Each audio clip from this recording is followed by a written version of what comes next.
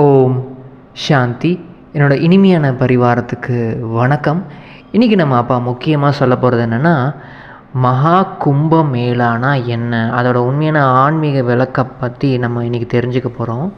அதுக்கு முன்னாடி இன்றைக்கி அப்பா முரளியில் என்ன சொன்னாருன்னா, இனிமையான குழந்தைகளே, நீங்கள் எல்லாருக்கும் புரிய வைக்கும் போது இந்த 2 முக்கியமான விஷயத்த மட்டும் நல்லா புரிய வைங்க. அது என்னென்னா, அப்பாவை நினைவு பண்ணணும். அவரை எப்படி நினைவு பண்ணுறது அதை பற்றி சொல்லிக் கொடுங்க.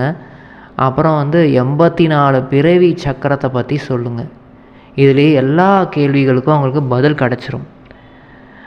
மற்றும் அப்பா என்ன சொல்கிறாருன்னா, இந்த கிருஷ்ணர் பற்றி சொல்லியிருக்காங்க. இந்த கிருஷ்ணர் யார், இவர் உண்மையாக யார், இவரோட மகிமையை எல்லோரும் பாடிட்டே இருக்காங்க. ஆனால் மகிமை யாரோடது அப்படின்னு அப்பா கேட்குறாங்க.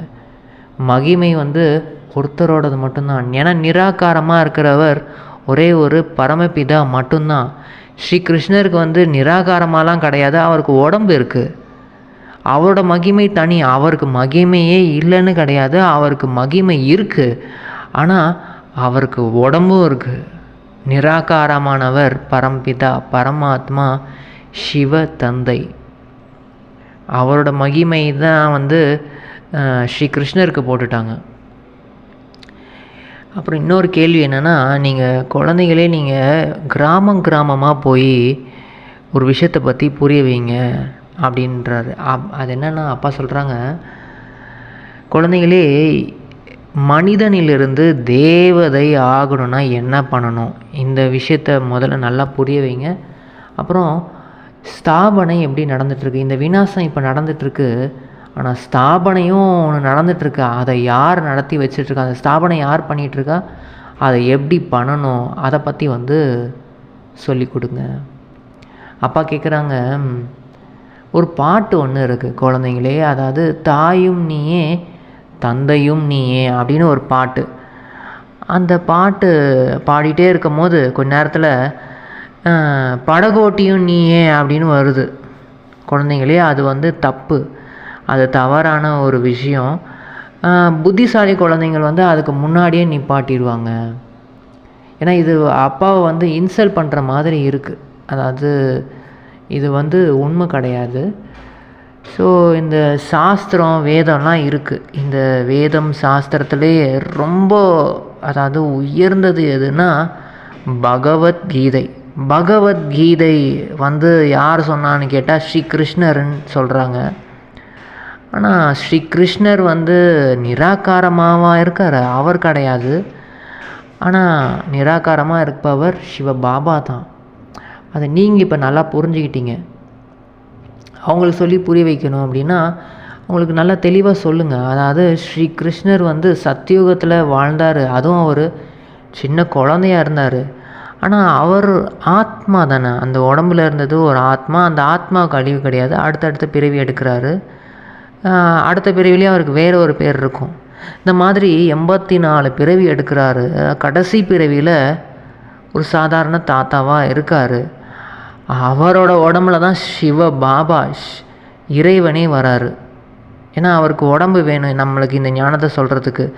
அதனால் அவருக்கு பேர் பிரம்மான்னு பேர் வச்சு அவர் உடம்பு மூலியமாக இந்த ஞானத்தை சொல்கிறது நிராகாரமானவர் சிவ பாபா தான். ஆனால் 2 ஆத்மாக்களும் அந்த உடம்புல இருக்குது. கிருஷ்ணரோட ஆத்மாவும் சரி, பரமபிதா நம்ம அப்பா சிவ பாபாவோட ஆத்மாவும் சரி. இதுதான் என்ன சொல்லுவாங்க பக்தியில், அறியும் சிவனும் ஒன்று, இதை அறியாதவன் வாயில் மண் அப்படின்னு. இதை அவங்க வேறு விதமாக சொல்லிட்டாங்க. ஆனால் இதுதான் உண்மை. இதை புரிஞ்சிக்க முடியல. 2 ஆத்மாவும் ஒரே உடம்புல இருக்காங்கன்னு யார் புரிஞ்சிக்கிட்டாங்களோ அவங்களுக்கு தான் நிறைய ரத்தினங்கள், அதாவது இந்த ஞான ரத்தினங்கள்லாம் கிடைக்குது. இதன் மூலமாக சொர்க்கத்துக்கே போக முடியுது. ஸோ இதை பற்றி நல்லா மக்களுக்கு நீங்கள் கிராமமாக போய் சொல்லுங்கள். இந்த விஷயங்களை சொல்லி, அதுலேயும் மெயினாக அப்பாவை நினைவு பண்ணணும்.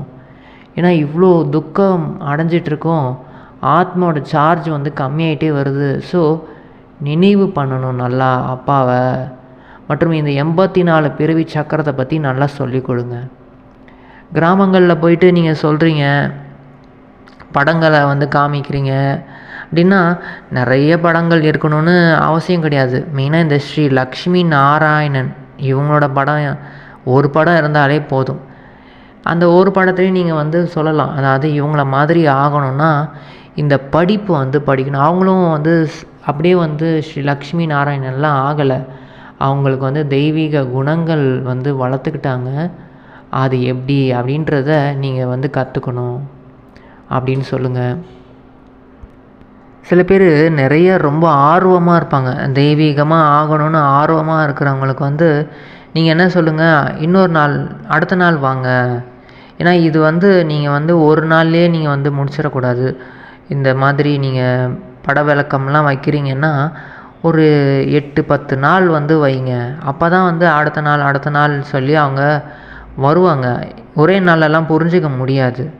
ஸோ அதனால் அடுத்த நாள் வந்து இன்னும் கொஞ்ச நாள் அதுக்கு அடுத்த நாள் வந்து தெரிஞ்சுக்கோங்க அப்படின்னு சொல்லுங்கள். ஏன்னா அவங்களுக்கு வந்து என்ன சொல்கிறது, லக்ஷ்மி நாராயணன் ஆகணும், அந்த தெய்வீக அந்த மனிதர்கள் மாதிரி ஆகணும் அப்படின்னு ஒரு ஆசை இருந்ததுன்னா அவங்க கண்டிப்பாக வருவாங்க. அதுலேயும் சில பேர் வந்து இந்த இப்போ உள்ள காலத்தில் வந்து ரொம்ப பெரிய பெரிய ஆட்களும் ரொம்ப சாதாரணமாக வராங்க. ஆனால் சாதாரணமாக இருக்கிறவங்க ரொம்ப ஆடம்பரமாக இருக்காங்க. ஏன்னா இப்போ உள்ளவங்களோட ஆடைகள்லாம் பார்க்கும் போது அப்படி தான் இருக்குது. அதனால் நீங்கள் வந்து ஆடையை பார்த்தோம் ரொம்ப ராயலாக ஐஃபையாக இருக்கிறாங்க அப்படின்லாம் நினச்சிடாதீங்க. ரொம்ப சாதாரணமாக இருக்கவங்களே ஆனால் ரொம்ப மிக உயர்ந்தவர்களாக இருக்காங்க. அதாவது பெரிய கலெக்டராக இருக்காங்க, இல்லைனா வந்து ஜட்ஜாக இருக்காங்க, அந்த மாதிரி. ஏன்னா ஜட்ஜாக இருக்கவங்களுக்கு வந்து அவங்களுக்கு சாதாரணமாக இருக்கிறது தான் பிடிச்சிருக்கு. அவங்களே க்யூவில் வந்து நின்று இதெல்லாம் வந்து கேட்குறாங்க. அதுவும் இப்போ வந்து கும்பமேளா, மகா கும்பமேளா வந்து நடக்குது. அங்கே வந்து சாமியார்கள் ஏகப்பட்ட பேர் கோடிக்கணக்கில் வந்து போயிருக்காங்க. ஆனால் இதோட உண்மையான ஆன்மீக விளக்கம் கும்பமேளா, அதாவது ஸ்ரீ திருமேனி சங்கம்ன்ற அந்த இடத்துல தான் வந்து அது நடக்குது. அதாவது கங்கா, யமுனா, சரஸ்வதி இந்த எல்லா நதிகளும் சேரக்கூடிய இடத்துல தான் வந்து 12 வருஷத்துக்கு ஒரு தடவை நடக்கும். அது 12 வருஷமாக 144வது வருஷம் வந்து தான் இந்த மகா கும்பமேளா வந்து நடக்குது. இப்போது நடக்கக்கூடியது வந்து அந்த மகா கும்பமேளா. ஸோ இது வந்து இப்போ நடந்துகிட்ருக்கு. ஆனால் இதோட உண்மையான ஆன்மீக ரகசியம் என்னென்னா, இந்த தேவதைகளும் அசுரர்களும் வந்து அந்த கதையில் வந்து சொல்லியிருக்காங்க. தேவதைகளும் அசுரர்களும் அமிர்தத்தை கடையணும் அப்படின்ட்டு அந்த நதியை இதை வந்து கடைஞ்சிக்கிட்டே இருப்பாங்க, கடலை வந்து கடைஞ்சிக்கிட்டே இருப்பாங்க. அதில் வந்து அமிர்தம் வரும் அப்படின்ட்டு. இதில் 12 நாள் வந்து இந்த அசுரர்களும் பண்ணுவாங்க, 12 நாள் வந்து இந்த தேவதைகளும் பண்ணுவாங்க. அப்போ வந்து அந்த அமிர்தம் வந்து இந்த நதியில் வந்து விழுந்துருச்சு, கங்கா, யமுனா, சரஸ்வதி அப்படின்னு இந்த கதையில் சொல்லிட்டாங்க. அதனால் வந்து இங்கே குளித்தா வந்து அமிர்தத்தையே நம்ம சாப்பிட்டுட்டோம் அப்படின்னா நம்ம எப்படி சொர்க்கத்துக்கு போயிடலாம் அப்படின்னு அந்த பக்தியில் வந்து இருக்குது. ஆனால் உண்மையாக என்னென்னா, இந்த ஞான அமிர்தம், இந்த ஞானம் வந்து கடல், சிவ பாபா வந்து கடலாக இருக்கார், ஞானத்தில் வந்து கடலாக இருக்கார். அந்த கடலில் இருந்து நம்ம ஞானத்தை வந்து கடையிறோம். அதாவது தெய்வீக குணங்கள் உள்ளவங்களும் கடையிறாங்க, அசுர குணம் உள்ளவங்களும் கடையிறாங்க. எல்லாருக்குமே அந்த கடையும் போது தான் அந்த அமிர்தம் வந்து கிடைக்கும். ஏன்னா அப்பா வந்து கடலாக இருக்கார், ஏகப்பட்ட ஞானம் இருக்குது. ஆனால் அதை கடையணும், உள்ளுக்குள்ளே வந்து அதை சிந்தனை பண்ணணும். அப்போ தான் வந்து அமிர்தம் வந்து நமக்கு கிடைக்கும். அதை தான் வந்து அவ்யக்தவாணியாக நம்ம படிக்கிறோம். பிரம்ம பாபா கடைஞ்ச அந்த அமிர்தத்தை வந்து நம்ம அவ்யக்தவாணியாக படிக்கிறோம். ஸோ இந்த மாதிரி உண்மையான இந்த ஞானத்தை தான் வந்து இந்த நதிகள், நம்ம எல்லாருமே இந்த நதிகள், கங்கா, யமுனா, சரஸ்வதி, மம்மா வந்து சரஸ்வதின்னு சொல்லப்படுது. இந்த மாதிரி நம்ம தான் அந்த உண்மையான ஞான அந்த நதிகள். இந்த அமிர்தத்தை வந்து எல்லாருக்கும் நம்ம வந்து கொடுக்கணும். இதை நிறைய பேர் வந்து தெரிஞ்சுக்கணுன்னு ரொம்ப விருப்பத்தோடு இருக்காங்க. அவங்களுக்கு வந்து நீங்கள் போயிட்டு சொல்லணும் இந்த விஷயங்கள், இந்த மாதிரி ஆன்மீக ரகசியம், இது எல்லாத்தையுமே வந்து சொன்னால் தான் வந்து நம்ம மற்றவங்களுக்கு சொல்லும் போது அவ்வளோ குஷியாக இருக்கும். நம்ம உள்ளுக்குள்ளேயே இருக்கும் போது நம்மளுக்கு வந்து அந்தளவுக்கு வந்து குஷி இருக்காது. அது மற்றவங்களுக்கு இந்த மாதிரி இறைவன் வந்திருக்காரு, இந்த மாதிரி நம்ம உண்மையாக இப்போ நடந்துகிட்ருக்கு, எல்லா ரகசியமும் இப்போ வந்து நீங்கள் இதை வந்து புரிஞ்சுக்கோங்க அப்படின்னு மற்றவங்களுக்கு சொல்லும் போது அவ்வளோ குஷியாக இருக்கும். அப்பா சொல்கிறாங்க, நீங்கள் வந்து யார் உண்மையான பிராமணர்கள்னால் சேவை செய்கிறவங்க தான். சேவைனா நிறையா சேவை இருக்குது. ஞானத்தை கொடுக்கறது, அப்புறம் சக்திகளை கொடுக்கறது, அது மனசு மூலிமா எல்லாருக்கும் இப்போ வந்து அமைதி தேவைப்படுது. அப்போ மனசு சக்தி வந்து அதுவும் சேவை தான். ஸோ இந்த மனசு மூலிமா எல்லாருக்கும் அமைதி கிடைக்கட்டும்னு மனசார வந்து சக்திகளை வந்து அப்பா கிட்டேருந்து எடுத்து கொடுக்கணும். அப்புறம் இந்த ஞானத்தையும் எல்லாருக்கும் புரிய வைக்கணும். ஸோ இந்த மாதிரி நிறைய சேவைகள் வந்து பிராமணர்கள்னாலே ஏதாச்சும் ஒரு சேவை செய்யணும். அதுவும் அந்த பிராமணர்கள் இப்போது லௌகீகத்தில் இருக்கக்கூடிய பிராமணர்களுக்கு கூட அவ்வளோ ஒரு குஷி இருக்குது. சில பேர் வந்து அவ்வளோ நல்லா சம்பாதிக்கிறாங்க. ஏன்னா நிறைய சாஸ்திரம் வேதங்கள்லாம் நிறைய படிச்சிருக்காங்கன்னா அவங்களுக்கு நிறைய பணம் வந்து கிடைக்குது. இவங்க நிறைய நல்ல மந்திரம் சொல்கிறாங்க அப்படின்ட்டு அவங்களுக்கு லட்சாதிபதியாக அவங்க ஆகுறாங்க. சில பேர் வந்து ஒன்றுமே அந்த ஞானத்தெல்லாம் படிக்காமல் ஸ்லோகத்தெல்லாம் வந்து தெரிஞ்சுக்காமல் இருக்காங்க. ஸோ இப்போது ஏன்னா அவங்களுக்கு வந்து தெரியல உண்மையான பிராமணர் குலம்னு ஒன்று இருக்குது. அவங்க வந்து பிரம்மா வழி மூலம் இந்த ஞானத்தை கேட்குறவங்க எல்லாருமே தான் உண்மையான பிராமணர்கள். அவங்கக்கிட்டே போய் சொல்லுங்கள், இந்த மாதிரி பிராமணர்கள்னால் இந்த பிரம்மா வழி மூலம் யாரெல்லாம் இந்த ஞானத்தை கேட்டு இந்த தேவதையாகவே ஆகிறாங்களோ அவங்க தான் உண்மையான பிராமணர்கள், அவங்க தான் உலகத்திலே மிக உயர்ந்தவங்கன்னு அவங்கள்ட்டே தைரியமாக போய் சொல்லுங்கள் அப்படின்னு அப்பா சொல்கிறாங்க. அதுவும் யார் வந்து இந்த ஆத்ம அபிமானி நிலையிலேயே இருந்து சொல்கிறாங்களோ அவங்களுக்கு தான் அந்த தைரியம் வரும். ஏன்னா இந்த நிறைய சஸ்தங்கள், அதாவது சத்சங்கங்களுக்கும் போங்க. ஏன்னா இந்த ஹனுமான் கதையை வந்து நீங்கள் கேட்டிருப்பீங்க. ஹனுமான் வந்து எல்லா சத்சங்கத்துக்கும் தைரியமாக போவார். அவர் ஹனுமான்னாலே அப்படியே பலம் வாய்ந்தவர். அவர் பிரம்மச்சரிய விரதத்தில் வந்து பக்காவாக இருப்பார், தூய்மையாக இருப்பார். அதனால் அவர் ரொம்ப தைரியமாக போயிட்டு எல்லா சத்சங்கத்துக்கும் போயிட்டு எல்லாருக்கிட்டேயும் போயிட்டு இந்த பிராமணர்கிட்டே போய் சொல்லுவார். அதாவது ஓரமாக அது ரொம்ப சிம்பிளாக போயிட்டு சொல்லுவார் அப்படின்னு கதை இருக்குது. அந்த கதை வந்து உண்மையாலே இங்கே நம்ம யார் பாபாவோட குழந்தைகள் வந்து அந்த ஹனுமான் மாதிரி அந்த தூய்மையாக சீதைகளை வந்து காப்பாற்ற போகிறாங்களோ அவங்க தான் வந்து அந்த ஹனுமான். சீதைகள்னாலே இந்த ஆத்மா தான் அந்த சீதை. ஸோ இந்த உடம்புன்ற இந்த ஜெயிலுக்குள்ளே அந்த ராவணோட ஜெயிலில் மாட்டிகிட்டு இருக்காங்க.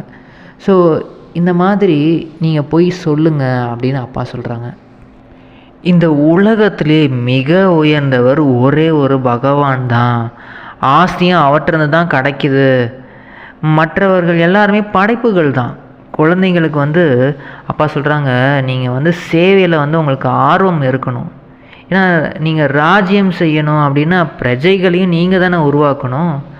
நீங்கள் ஒருத்தருக்கு ஏதாவது ஒரு ஞானத்தை கொடுக்குறீங்க, சக்திகளை கொடுக்குறீங்க அப்படின்னா அவங்க நிச்சயமாக உங்களோட பிரஜையில் வருவாங்க. அதாவது நீங்கள் ராஜ்யம் செய்யக்கூடிய இடத்துல அவங்க வருவாங்க.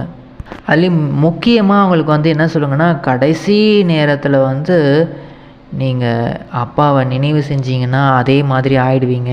அதாவது பரந்தாமத்துக்கு போக முடியும், அந்த சத்தியுகத்துக்கு வர முடியும்னு அவங்களுக்கு சொல்லுங்கள். இந்த மாதிரி சொல்லும் போது உங்களுக்கு வந்து அவ்வளோ ஒரு குஷி வந்து ஏற்படும். ஏன்னா இது ஞானத்திலேயே அப்படியே மூழ்கியே இருக்க முடியும். இந்த மாதிரி நீங்கள் ஆஃபீஸுக்கெல்லாம் போயிட்டு கூட வாங்க. அதாவது ஒரு 5 மணிக்கு அப்புறமேட்டு ஒரு ஈவினிங் ஒரு 6 மணி அந்த மாதிரி டைமுக்கு நீங்கள் எந்த இடத்துக்கு போகலாம் அப்படின்னு நீங்கள் தான் வந்து பிளான் பண்ணி போகணும். வேலைக்கே போக வேணாம், நீங்கள் காலையிலேருந்து இதே பண்ணுங்கன்னு சொல்லலை அப்பா. நீங்கள் டைம் கிடைக்கும் போதெல்லாம் நிச்சயமாக இதை மாதிரி போய் பண்ணிவிட்டு வாங்க. அப்போது ரொம்ப ஒரு விளையாட்டாக இருக்கும். ஏன்னா இது ஏற்கனவே வந்து ஒரு விளையாட்டு தான். இந்த விளையாட்டில் வந்து நம்ம வாழ்ந்துட்டுருக்கோம். வரதானம் அப்பா என்ன சொல்கிறாருன்னா, நான் மற்றும் எனது இதனை பலி செய்து சம்பூர்ண மகாபலி ஆகுக.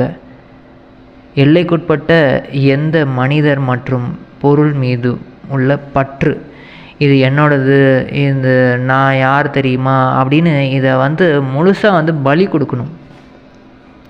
இதை செய்கிறதே நான் தான் அப்படி இப்படின்னு நான் எனது என்பதை வந்து முழுமையாக அர்ப்பணம் செய்வதே மகாபலி. இது எல்லாமே வந்து எல்லைக்குட்பட்டது தான். நான் உண்மையாகவே வந்து பாப் சமான் ஆகணும், சமர்ப்பணம். அப்போது பாப் சமான் ஆகணும்னா முழுசாக எல்லாத்தையுமே சமர்ப்பணம் பண்ணணும். மெயினாக வந்து இந்த நான் இந்த உடம்பு, நான் வந்து இது அது அப்படின்றத எல்லாமே சமர்ப்பணம் பண்ணிவிட்டு, என்ன பாபா தான் இதெல்லாம் செய்ய வைக்கிறாரு, செய்கிறது வந்து பாபா தான், இதை நடத்துகிறவர் பாபா தான் அப்படின்னு சொல்லிக்கிட்டே இருந்தீங்கன்னா நீங்கள் இயல்பாகவே அந்த ஸ்திதிக்கு வந்து வர முடியும், இந்த சம்பூர்ண ஸ்திதிக்கு வந்து வர முடியும் அப்படின்னு அப்பா சொல்கிறாங்க. ஸ்லோகன் அப்பா என்ன சொல்கிறாருன்னா, எண்ணமும் செயலும் சமநிலை பெறும் வண்ணம் எண்ணங்களுக்கு உறுதித்தன்மையை சேருங்கள். இப்போது இந்த எண்ணமும் இந்த செயலில் வந்து இது ரெண்டுத்துலேயுமே சமநிலை வரணும் அப்படின்னா ஃபஸ்ட்டு வந்து எண்ணத்தில் வந்து உறுதியாக இருக்கணும். அப்போ தான் வந்து அது செயல்லையும் வரும். எண்ணத்துலேயே உறுதி, நான் தாங்க இந்த விஸ்வ சேவாதாரி அப்படின்னு அதை உறுதியாக ஆக்கணும். உலகம் ஃபுல்லாக வந்து அப்பாவோட ஞானத்தை நிச்சயமாக என்னால் கொடுக்க முடியும் அப்படின்னு கொடுப்பேன், நான் கொடுத்துருக்கேன் அப்படின்னு உறுதியாக இருந்தால் தான் அது செயல்லையும் வரும். நம்மலாம் போய் எங்கெங்க சொல்கிறது அப்படின்னு நினச்சிட்டோன்னா அப்புறம் முடியாது. அதுலேயும் அப்பா சொல்கிறாங்க, இந்த சமயத்துக்கு ஏற்ற மாதிரி இப்போ நீங்கள் மனசாலும் சொல்லணும், சொல்லாலையும் சேவை செய்யணும். ஏன்னா சொல்லால் சேவை செய்வது வந்து ரொம்ப சுலபம்தான். ஆனால் மனசு மூலியமாகவும் சேவை செய்கிறதுல கவனம் கொஞ்சம் கொடுக்கணும். எனவே எல்லா ஆத்மாக்களுக்கும் நல்லது நடக்கட்டும், நல்ல விருப்பம் வந்து மனசுலேருந்து வரணும். சொல்லில் மட்டும் சும்மா எல்லாருக்கும் நன்மை நடக்கணும்னு சொல்கிறது, ஆனால் உள்ளுக்குள்ளே அந்த மாதிரி இல்லைன்னா அந்த அளவுக்கு சக்தி இருக்காது. சொல்லிலையும் இனிமை இருக்கணும், திருப்தி, இது எல்லாமே இருந்தால் தான் வெற்றியும் சுலபமாகவே கிடைக்கும். அப்பாவுக்கு மிக மிக மிக மிக நன்றி. எங்களுக்கு இந்த ஆன்மீக அமிர்தத்தை கொடுத்து எங்களை வந்து அந்த கங்கை, யமுனா, சரஸ்வதியை எங்களை மாற்றிட்டீங்க. ரொம்ப ரொம்ப நன்றி பாபா. ஓம் சாந்தி.